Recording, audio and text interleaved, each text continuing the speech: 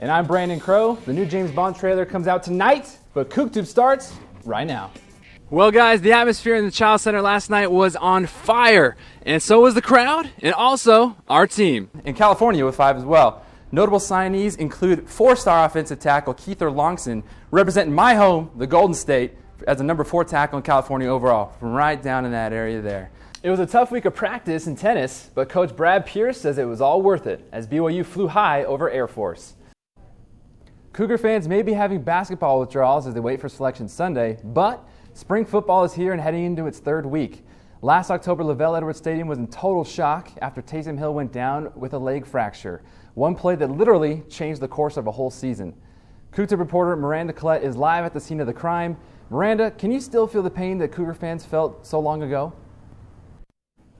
BYU track and field came flying out of the gates in their first home meet. Fans witnessed a near historic performance Saturday from Shaquille Walker, who posted a 1:015 in the 500 meters. Dude was straight lightning.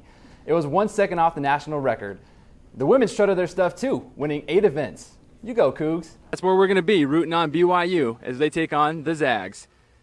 Reporting live here in Portland, Brandon Crow, Maddie Neild, Riley Lewis, COOUTUBE. BYU baseball looked to clinch their first conference series victory in their first home series last week at Miller Field.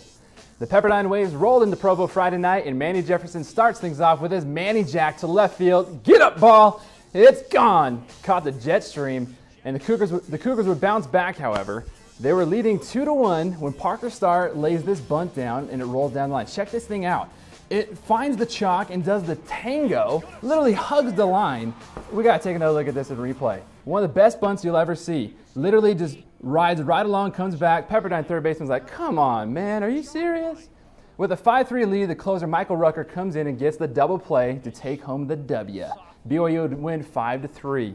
Saturday now, with the Royal Blues, catcher Jarrett Jarvis rips a triple to right center, and it glances off the center fielder's glove. Jarvis saddles up, gets on his horse, says, giddy up, all the way, huffing, puffing, barely makes it in third base. Dude was flying.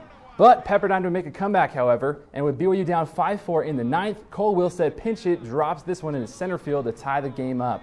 Cougs needed some late inning magic. So, who are you going to call? Not only then in the bottom of the 10th, Houdini Hayden Nielsen himself comes up to bat with this bases-loaded bloop single over the shortstop head for a walk-off. That's what we call that in the business, gentlemen and ladies. The Cougs would take the series to improve 2-1 in conference play, heading into their matchup in Spokane against the Zags.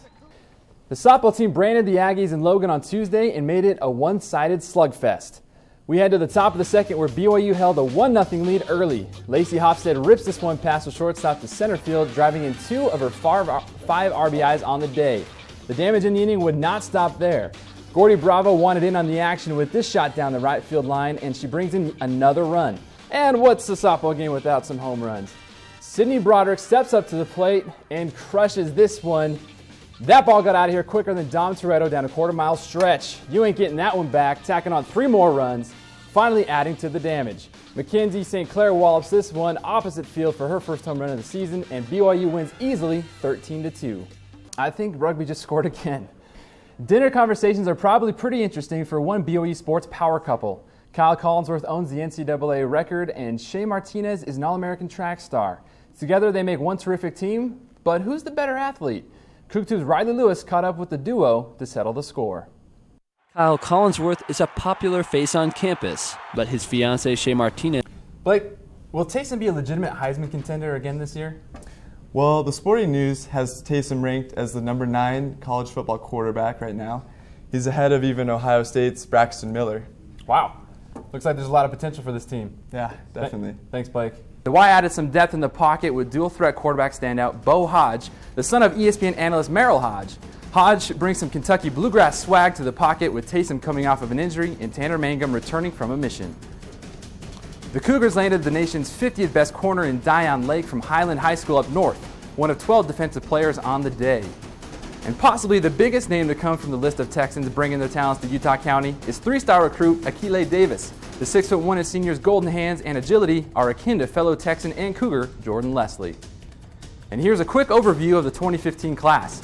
14 return missionaries, 1 junior college transfer, 1 D1 transfer, 21 high schoolers. But there's one recruit story, however, was too big for this graphic. Revenge is oh so sweet sometimes, and the softball team was chomping at the bit for payback against UVU on Tuesday. Last time these two teams played, the Cougars went hitless, but this time at UVU, the bats came out booming. The Cougars had 12 hits in the game, driving in run after run. Ashley Thompson belts this one deep to left, and we'll wait for this one to go over the fence. It drops, and I think it hit the Utah flag. 3-run home run, and the defense came back to set a record of 4 double plays on the game, and the Cougs win easily 9-2.